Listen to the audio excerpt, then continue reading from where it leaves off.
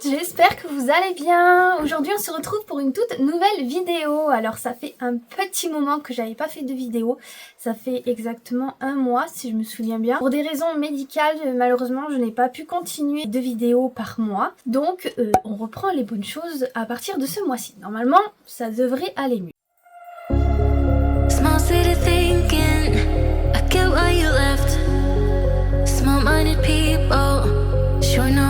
Donc aujourd'hui le thème de la vidéo est donc ma société. J'aimerais un peu parler d'Anasia Studio Event pour différentes raisons. En premier lieu, j'aimerais donc parler pourquoi j'ai créé cette entreprise, quel a été en fait le but de créer cette entreprise. Et par la suite, tout simplement, vous tenir au courant de ce qui se passe en ce moment et les événements qui sont en cours. Pour ceux qui sont un peu plus curieux et qui nous suivent vraiment sur le site web, vous savez déjà les dates pour janvier et février. Alors aujourd'hui, c'est vraiment une vidéo très chill, très posée, tranquille. Je voulais vraiment reprendre les vidéos tranquillement. Je voulais en fait faire des vlogs parce qu'en ce moment, il y a pas mal d'événements qui sont très agréables sur Séoul.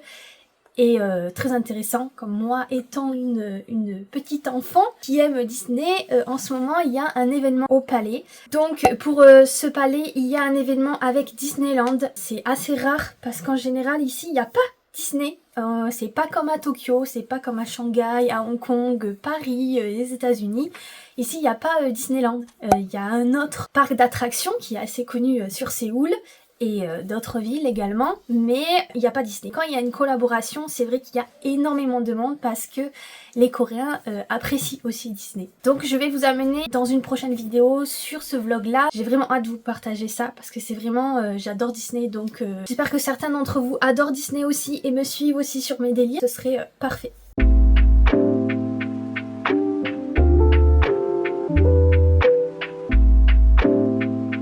Alors pourquoi j'ai créé cette entreprise? Tout simplement parce que durant 4-5 ans, pour ceux qui savent, qui me connaissent d'avant et qui savent un peu comment ça s'est déroulé, il y a 4-5 ans, j'ai ouvert un blog qui devait principalement parler sur l'Asie et plus précisément sur la Corée du Sud et la Thaïlande. Pourquoi j'avais ouvert ce blog? C'était tout simplement pour faire comprendre certaines choses aux Français ou aux Européens sur certaines significations qui se passent aussi durant les dramas ou durant les boy love asiatiques. J'ai eu cette idée tout simplement parce que j'ai pu participer à un visionnage avec une autre équipe qui voulait partager ce moment tout simplement avec des passionnés du monde boy love. Ce blog a été créé par rapport à ces visionnages parce qu'il y a eu beaucoup de personnes qui ont sorti des choses un peu aberrantes qui m'ont moi personnellement choquée sur des choses qui étaient culturellement parlant normales, surtout en Thaïlande. Donc j'avais envie de faire comprendre à ces gens-là pourquoi ils ont fait ça, parce que c'est culturellement parlant, c'est normal. Forcément, quand on regarde ce genre de choses, il faut être ouvert d'esprit. Il faut pas rester en tant que carré français en se disant ouais non c'est pas normal, ça devrait pas être comme ça, on doit pas réagir comme ça. C'est ah c'est comme ça, bon moi j'apprécie ou je n'apprécie pas. Après tu peux dire ton point de vue en restant dans le respect, parce que bon c'est pas ta culture non plus. J'ai créé une team grâce à ça et nous avons commencé à traduire gratuitement des épisodes de Boy Love avec des fois des partenariats de la même plateforme.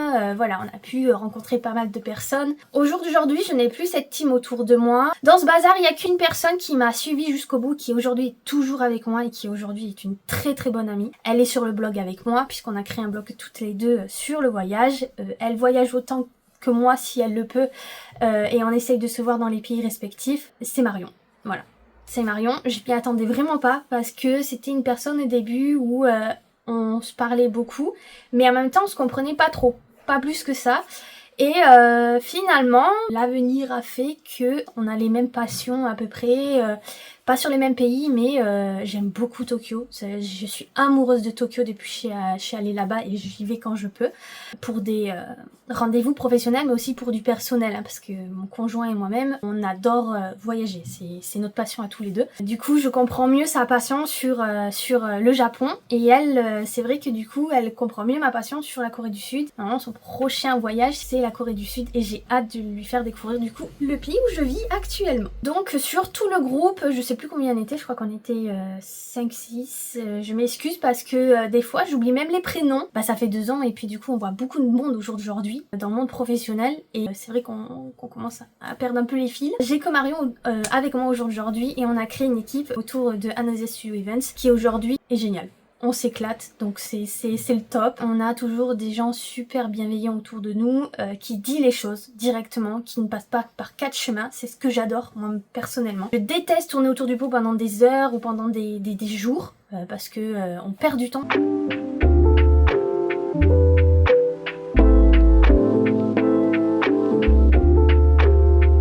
Au début, je pensais à une association, mais finalement, on l'a pas fait parce que il y a une association qui s'est amusée à faire un peu n'importe quoi. Alors, je veux pas juger parce que on a pris du recul avec Marion par rapport à cette histoire. Oui, elles ont autant de torts parce que elles ont pas remboursé les fans, etc. Donc, je peux comprendre aussi le côté des fans très énervés et d'avoir eu du coup l'événement annulé le jour J, donc je pense que ça a dû être choquant et c'est la première fois dans l'histoire des fan meetings, hein, parce que même en Asie j'ai jamais vu ça. Je pense que ça a dû être des deux côtés, ça n'a pas dû être que des filles, mais elles ont un tort que personne ne peut leur enlever, c'est qu'elles n'ont pas remboursé les fans et que du coup les fans se retrouvent avec des centaines d'euros non remboursés, dont Marion qui a participé à ce truc là et donc c'est pour ça que je suis un peu plus au courant que je pense certains. Donc du coup c'est vrai que quand on a vu ce bazar arriver boum, c'est vrai que on s'est dit non on fait pas d'association parce que je pense que déjà le no association en France ça va être un peu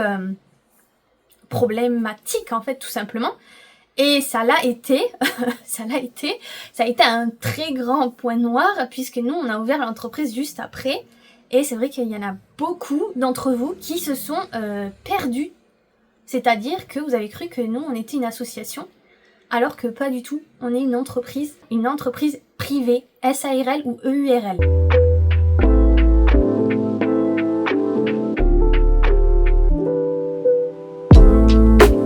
Oui, ils ont une certaine façon de voir les choses, mais comme je dis souvent, il faut vraiment sortir de cette bulle française.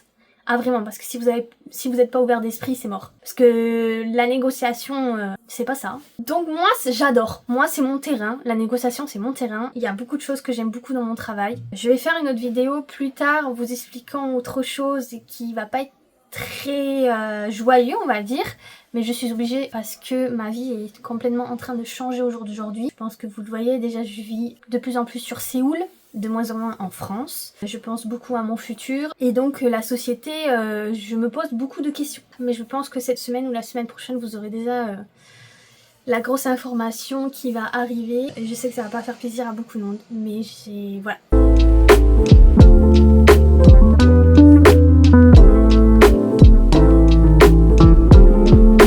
Concernant mes études, pour créer une entreprise, t'es pas obligé d'avoir des études, mais c'est bien d'avoir quand même des bagages. Moi personnellement, j'ai privatisé Paris, c'est-à-dire que je suis allée dans une école privée de management et de communication entre la France et l'Asie. J'ai pris l'option coréen puisque j'ai eu 2 ans de langue coréenne. Aujourd'hui, j'ai sur dessus un BTS communication management France-Asie, c'est-à-dire que vous voyez tout ce qui est communication, management, marketing et tout ça du côté français, mais aussi du côté asiatique. J'ai fait ma licence après dans ma ville natale, qui est dans le sud-ouest de la France. Et voilà, j'ai aujourd'hui une licence management de communication de valider et je me suis arrêtée là. Je voulais faire un master mais avec le Covid et tout c'est trop parti en live et je voulais partir en Corée du Sud mais ils ont fermé les vannes etc. Avant d'ouvrir cette entreprise, voilà, j'ai mis 4 ans. J'en ai beaucoup parlé à ma famille, à mon papa qui lui est PDG de ses entreprises à lui. Parler plus technique et éthique asiatique avec mon beau-père qui m'a énormément soutenue dans ce projet. Dans mes études, voilà, j'ai une licence mais j'apprends tout le temps et j'adore. Voilà, je ne m'en cache pas, ça veut pas dire qu'on est PDG, qu'on connaît tout sur le bout des doigts. J'ai fait beaucoup de stages avant de choisir ce que je voulais faire. Dans le tourisme, dans le mode culinaire, dans beaucoup de choses. Avocat, notaire, tout ça. Et il en est ressorti que en fait je voulais créer mon propre truc en fait tout simplement.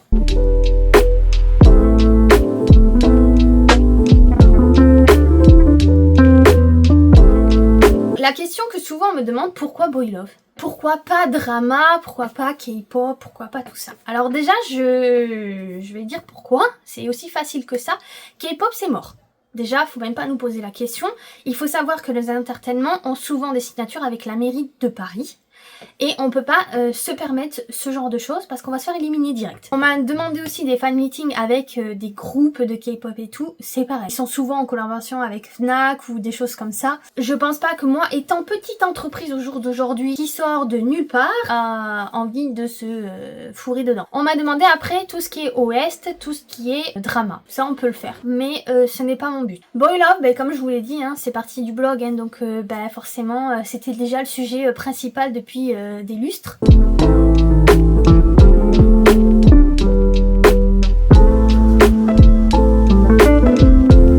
Nous avons commencé avec 2 événements qui malheureusement un événement a dû être reporté parce que Paris c'était Bagdad pour changer de salle, pour ci, pour ça, enfin parce que je me souviens qu'il y avait eu un problème de salle, le théâtre s'est trompé, il a sorti un autre événement sur le même jour que nous, donc nous on a été très réactifs, on a voulu très vite trouver une proposition et surtout une solution pour vous parce que bah il y en a beaucoup qui sont internationaux qui venaient aussi et on a pensé au Grand Rex qui était juste en face et on s'est dit bah pourquoi pas faire le premier événement au Grand Rex, c'est vraiment quelque chose donc faisons-le. L'événement on l'a sans vous mentir on l'a restreint, c'est à dire que normalement on était à 200 personnes, on attendait 200 personnes mais finalement pour sécuriser après la catastrophe de l'assaut d'avant, voilà, de l'événement d'avant, parce qu'on a eu beaucoup de répercussions par rapport à ça, c'est pour ça que je parle souvent de ça, hein, vraiment ça a été un vrai point noir pour l'entreprise, parce qu'on a eu beaucoup de personnes, pas de confiance, etc. Donc ce que je peux comprendre, et en plus on est nouveau sur le marché, donc encore plus comprendre. Donc c'est vrai que niveau publicité, niveau tout ça, communication, j'avais personne, donc c'était beaucoup moi qui faisais le travail, et puis derrière j'avais Marion qui bossait comme une malade aussi, qui a trouvé Mila par la suite, en plus thaïlandaise natif, alors je vous dis pas comme quoi ça a été génial, topissime pour nous. Elle a une mentalité qui est vraiment géniale, toute entreprise voudrait avoir. Elle a toujours été disponible, elle a fait ce qu'il fallait pour les entertainments d'en face, elle est venue avec moi en Thaïlande pour démarcher, pour signer les contrats, etc. Je suis très très fière de Marion et de Mila, c'est vraiment 2 filles qui travaillent comme des malades, qui font vraiment en fonction de leur passion. Aujourd'hui, elles sont toujours dans l'entreprise, hein, toutes les 2. On a pu partager beaucoup de choses pendant 2 ans et ça a été génial et j'espère que ça continuera. Je parle pas forcément professionnellement parlant, mais aussi en tant qu'amitié. Pour cet événement, ça s'est plutôt très bien passé. La Start Hunter Entertainment a été très réactif sur ce premier événement avec Moss, Long et Isbanki. On a pu mieux comprendre la mentalité thaïlandaise, donc ça a fait plaisir. Pour le deuxième événement, on a voulu sortir plus gros. Ce qui s'est passé, on a réussi grâce à un ancien ami qui a réussi à nous avoir du coup ces garçons. On n'a pas eu de lien direct avec la Domundi, ce qui a été plutôt très bizarre. Niveau organisation, ça a été le bazar. Ça a été le bazar, on a fait ce qu'on a pu. On a souvent répété les choses. Nous, on ressort de ce deuxième événement, c'était vraiment catastrophique pour l'équipe. Parce que niveau organisation, ils ont rien compris en face. Pourtant, on les a répété 40 000 fois. Ils nous ont pas dit qu'ils ne comprenaient pas. Donc ça a été... Le contrat n'a pas été respecté en plus, donc je vous dis pas le truc. L'événement, ça a été folklorique parce que la salle, du coup, nous a foutu dehors. Donc ça, on n'a jamais eu ça. C'est la première fois qu'on a eu ça. Ça a été... Ça a été le choc de l'année, je crois. Et pour vous dire, une semaine après l'événement, plus personne s'est parlé hein, de notre staff. Hein. Tout le monde est resté de son côté pour se recentrer. Heureusement que j'ai du réseau. Parce que on a réussi à trouver une salle en plein dimanche soir. Un restaurant qui a pu nous privatiser le 2e étage. Je sais pas comment j'ai fait. Heureusement que j'avais les bodyguards privés avec nous parce que c'est grâce à une personne qui nous suit sur tous nos événements et qui continue à nous suivre sur tous nos événements qui a réussi à nous trouver quelque chose. Et on a pris direct, on n'a même pas cherché à comprendre. Je vous dis, il m'a sorti même 1000 € le truc, j'en ai rien à faire. Oui, moi je pensais surtout aux fans. Je me suis dit non, faut pas qu'on clôture sur ça. On s'est tous poussés à bout, je crois. C'était... je sais pas comment était l'équipe d'en face, franchement, parce que sans vous mentir, on n'a pas voulu savoir ce qui s'est passé après, parce que nous, ils nous ont, ça a été l'enfer. Pour nous, ça a été l'enfer. Plus jamais, je vous le dis aujourd'hui et officiellement, cet entertainment ne nous intéresse plus du tout.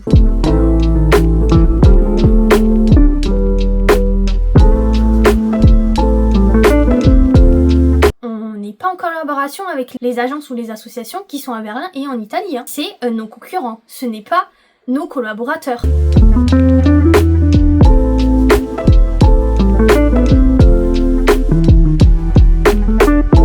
Nous, on arrive vraiment quand quelque chose est concret. Et si vraiment quelque chose doit être annulé, c'est souvent parce que on n'a pas les résultats qu'il faut. et dont les sous qui ne rentrent pas et dont on ne peut pas tout prendre en compte, alors que sur le contrat on a beaucoup de choses à prendre en compte par rapport à l'entertainment qu'il y a en face.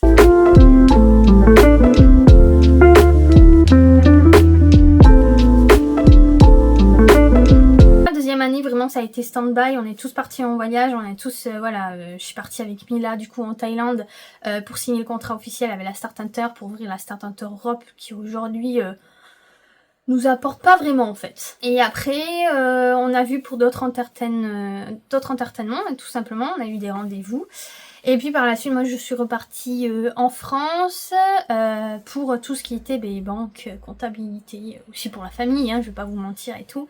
Et puis après par la suite je suis repartie en Asie parce que oui je vivais entre la France et l'Asie.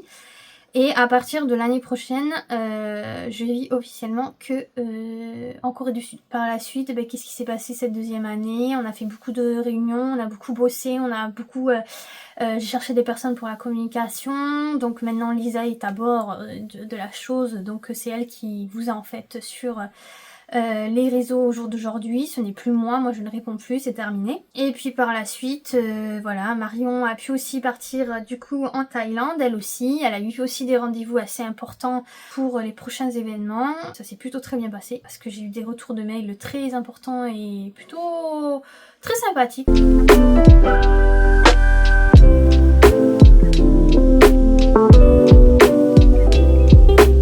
Les prochains événements de décembre, janvier, février sont de différentes entertainments. Ce sont des Thaïlandais. Sachez tout de même, et je vais conclure sur ça, que chaque événement est unique.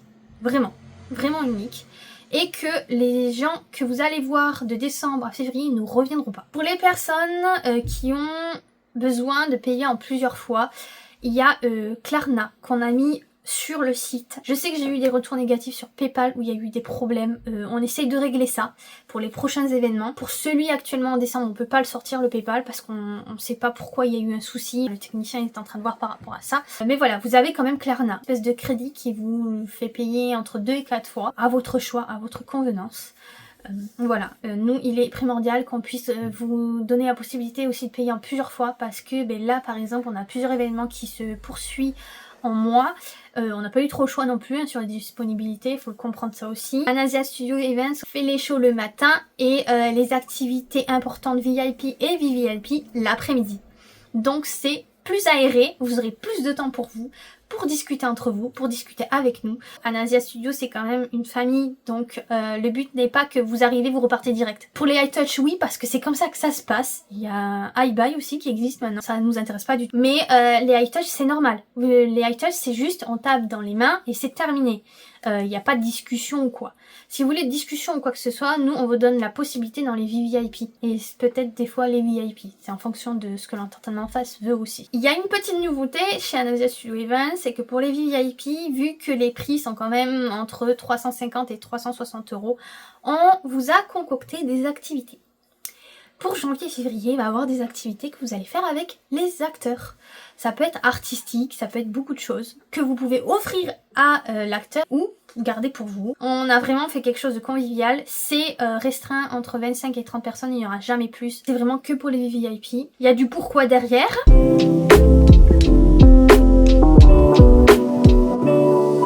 Amusez-vous lors de nos events. Franchement, tirez pas la tronche, ça sert à rien de faire la gueule.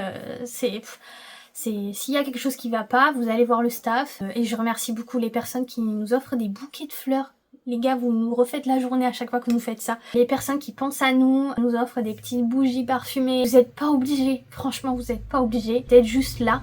Ça nous fait extrêmement plaisir de vous voir, de parler avec vous, ça nous fait extrêmement plaisir, il n'y a vraiment pas de problème. Mais merci, je voulais quand même vous remercier parce que vous êtes vraiment adorables. Je vais m'arrêter là sur un côté positif. Je vous retrouve sur une prochaine vidéo pour ce mois-ci. Je pense peut-être en faire une de plus exceptionnellement. Peut-être changer de mood, peut-être faire une vidéo par semaine ou 2 vidéos par semaine, je ne sais pas encore. Je veux plus partager avec vous. Alors non, je ne veux pas partager les trucs que vous voyez déjà en Corée du Sud.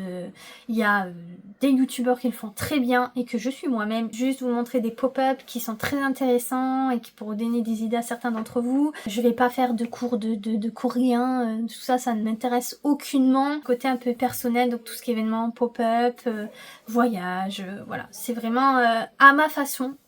Et j'espère que vous allez apprécier ça et que vous allez me suivre dans mes aventures. Voilà. Et n'hésitez pas à poser des questions, n'hésitez pas à dire ce que vous pensez en commentaire, tout en restant sage et respectueux. Je vous laisse là. À très vite pour une prochaine vidéo dans le mois. Bisous bisous.